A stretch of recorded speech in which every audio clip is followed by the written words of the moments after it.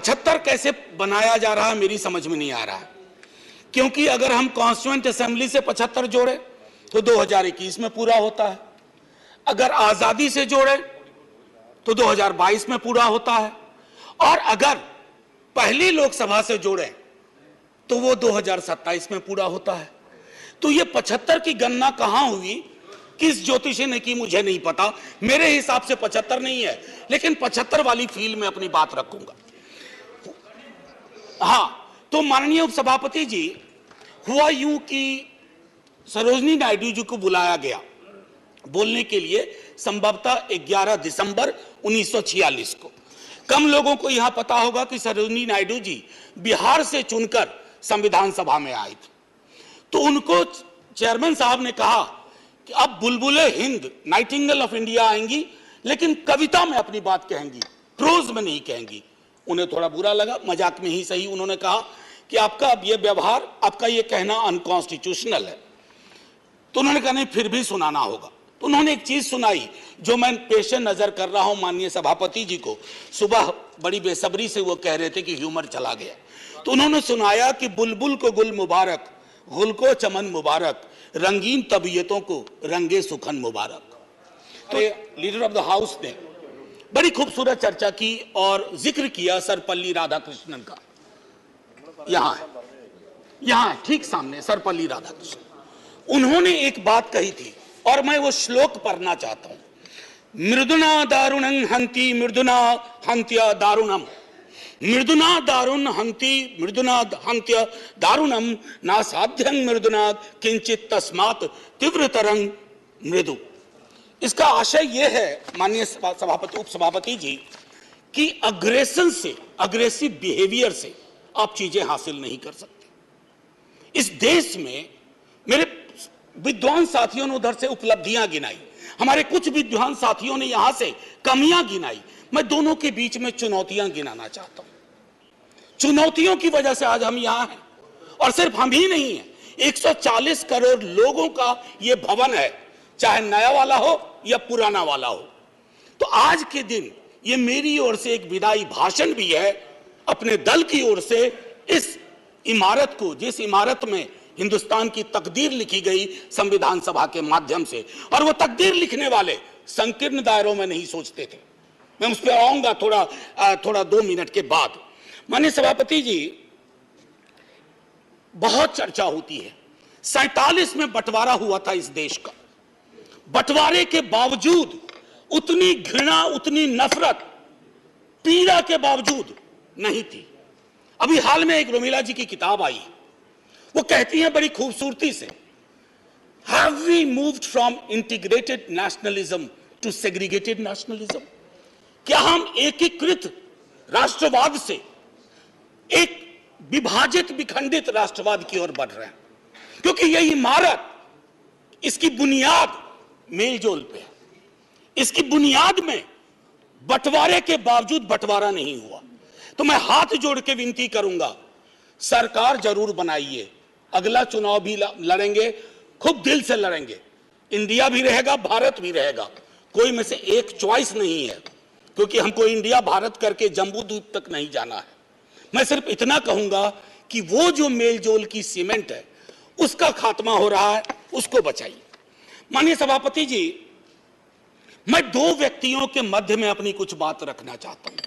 संविधान सभा में ऑब्जेक्टिव रेजोल्यूशन जवाहरलाल जी लेके आए, और संविधान सभा में जब ड्राफ्ट सबमिट हुआ तो BR अंबेडकर ने वो ड्राफ्ट सबमिट किया। तो मैं सिर्फ कहता हूं, ऑब्जेक्टिव रेजोल्यूशन में बहुत सारी बातें थी, ये प्रस्तावना के बारे में, सॉवरेन डेमोक्रेटिक रिपब्लिक के बारे में काफी कुछ बोल चुके हैं, सॉवरेनिटी गिरवी ना चली जाए, मौलिक अधिकारों के बारे में। हमें आपके पीछे एक तराजू है, वो तराजू हमें लगाना होगा कि मौलिक अधिकार में कहां पहुंचे, सॉवरेनिटी में कहां पहुंचे, डेमोक्रेटिक रिपब्लिक के मसले पे कहां पहुंचे। High flying words don't cover up our failures, let's not look for that. और एक मसला आया, उन्होंने एक जिक्र किया ओथ ऑफ टेनिस कोर्ट। माननीय सभापति जी, फ्रेंच रेवोल्यूशन के बाद जब बड़ी शिद्दत से लोग काम में लग गए अधिकारों पर बात करने के लिए, तो राजा को शुरू में परेशानी नहीं हुई, लेकिन राजा को लगा कि कुछ ऐसा कर रहे हैं जिससे खुराफात की बू आ रही है।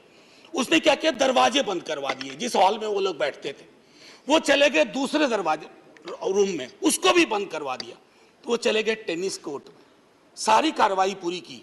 उसको कहा ओथ ऑफ टेनिस कोर्ट।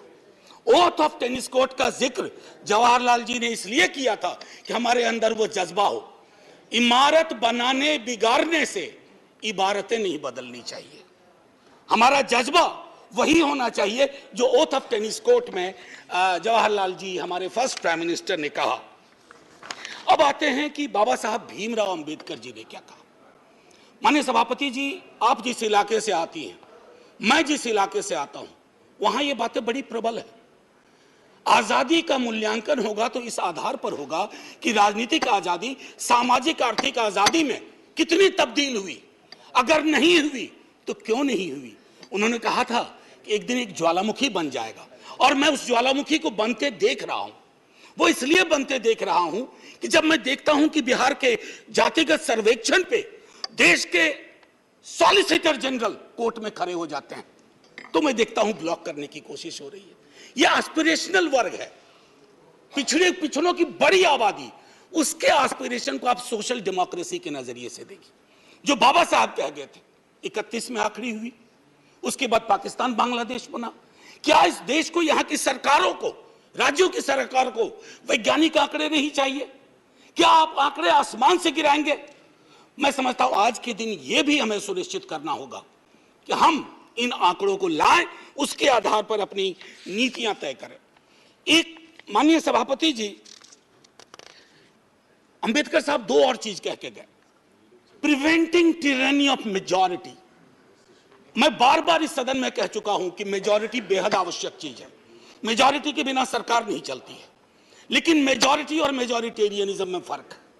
यह फर्क अगर हमारी सरकार भूल जाती है तो बहुत बड़ी पीड़ा होती है।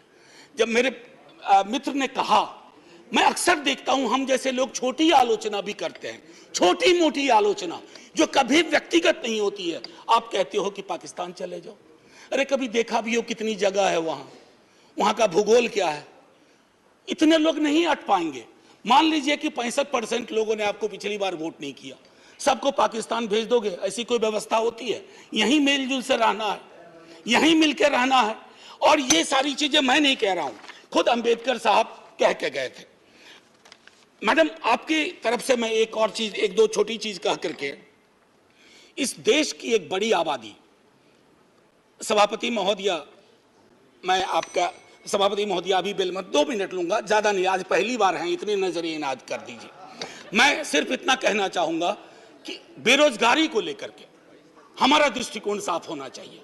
सरकार में आप हो, हम हो, बेरोजगारी हम सबकी पॉलिटिक्स खत्म कर देगा।